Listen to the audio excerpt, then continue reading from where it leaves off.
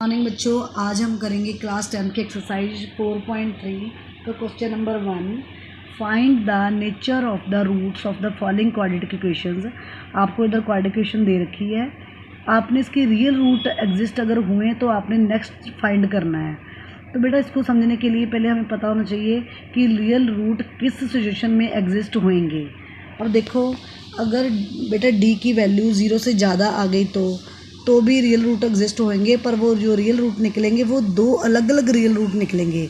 जैसे मैं एग्जांपल दे दूं, अगर x की वैल्यू 1 की 6 आई तो दूसरी x की वैल्यू कितनी आएगी, 7 आएगी, यानी अलग होंगे।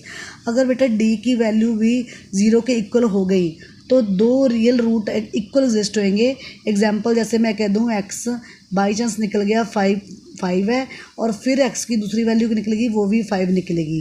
अगर d की वैल्यू 0 से कम हुई तो कोई भी रियल रूट एग्जिस्ट नहीं होगा, और ना ही आपने आगे जाकर उसको फाइंड आउट करना है। ठीक है, अब हम पहली इसको उतार लेते हैं। पहले सम को आपके 2x² minus 3x plus 5 is equal to 0। अब इसको निकालने के लिए पहले a कितना हमारे पास है, 2 है, b कितना हमारे पास है, -3 है, c हमारे पास कितना है, 5 है।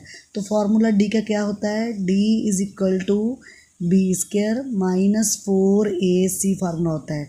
अब b आपके पास कितना है, -3 है, तो मैं -3 का स्क्वायर लगा दूंगी, -4ac, a कितना हमारे पास 2 है तो 2 लगा दिया, c कितना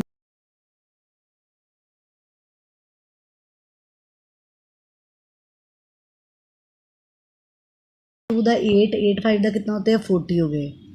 बेटा ये 9 प्लस का है, ये -40 की है, प्लस माइनस -40 में से 9 प्लस के निकाल दो तो कितना आएगा, -31 आएगा।